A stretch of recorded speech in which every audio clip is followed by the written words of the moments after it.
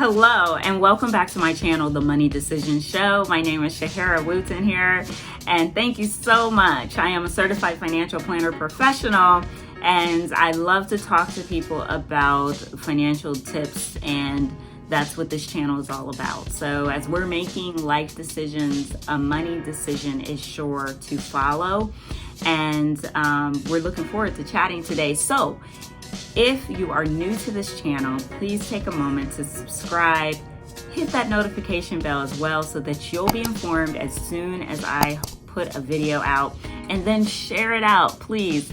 Also, we're gonna chit chat, but if you have a comment, please feel free to make a comment. I love to respond. I will respond.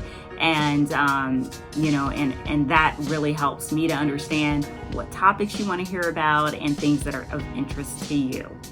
So today I'm super excited because I'm going to talk about the 401k. Should I contribute to it? What should I do? And it is really seen that the 401k is one of the biggest investments that investors have outside of their home. We put money into it, we start a job, we start to put money into it, but we may or may not ever have any advice given to us. We don't know usually what investments to go into. We do the best we can, right? So today I'm just going to talk about a few topics regarding your 401k, just some baseline information, and then we'll answer some common questions that I hear that will hopefully help you as well as you make a decision about your 401k. Some of what I share can truly be applied to your TSP. It can be applied to your 403b. So really what I'm talking about is your retirement plan at work. Some people even have a simple IRA. We're talking about your retirement plan at work. And then, but for the most part, I'm going to angle it from the 401k aspect. It is really a section, 401k section in the IRS code book. And so that's really how the name came about.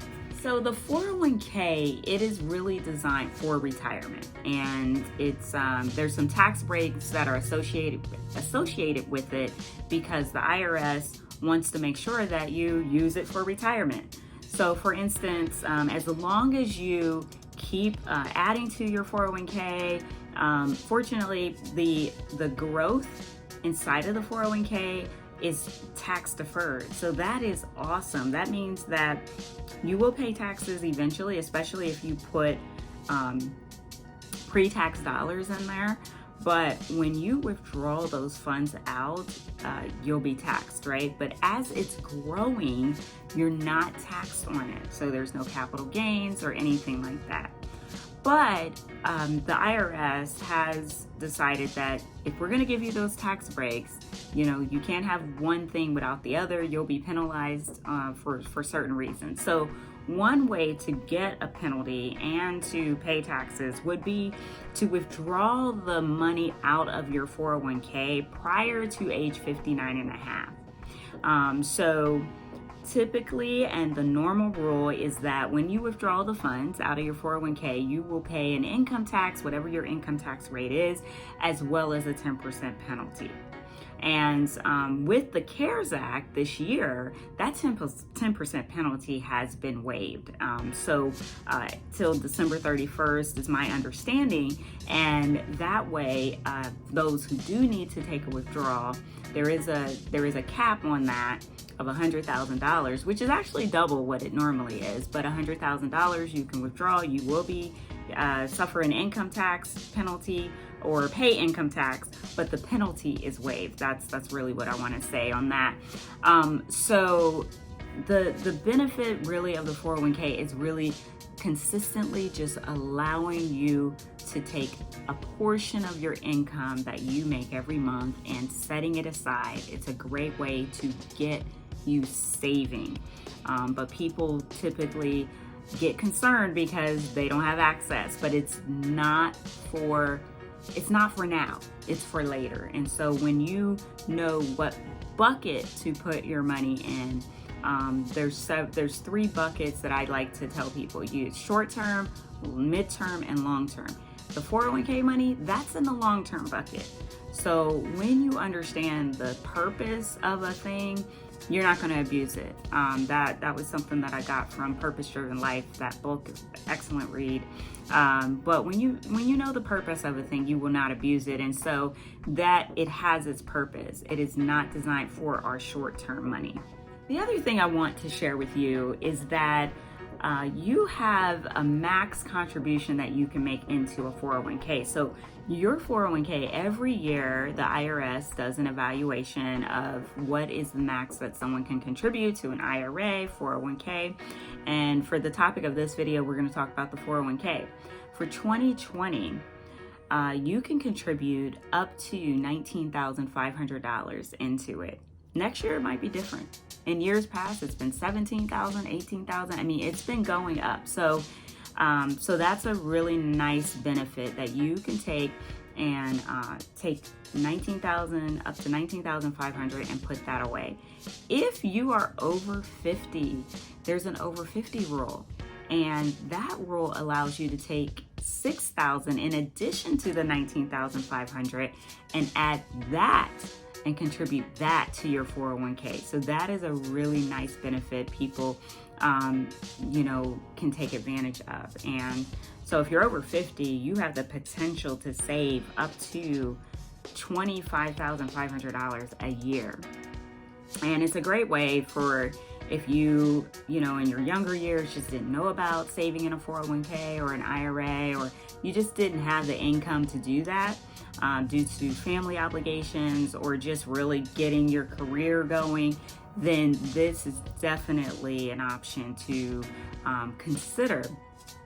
And in terms of making sure that you reach your financial planning goals and your goal to retirement. So I want to circle back to the CARES Act and taking a distribution from your 401k or even your IRA during this time period, 2020. So if it is a coronavirus related distribution, then you're able to withdraw up to $100,000 and be able to not get a penalty, a 10% penalty. So the thing about that is that you don't have to report that. You can you can divide up the distribution over 3 years. So that therefore, when you are paying the income tax on it, you can actually divide that out. And so it doesn't make it look like if you took $100,000, you only made $10,000, that you made $110,000 and now you're taxed on that. You can split that out over the course of 3 years, 33,000, 33, 34, something like that. So that is a benefit to this year in taking out a distribution due to a coronavirus related event.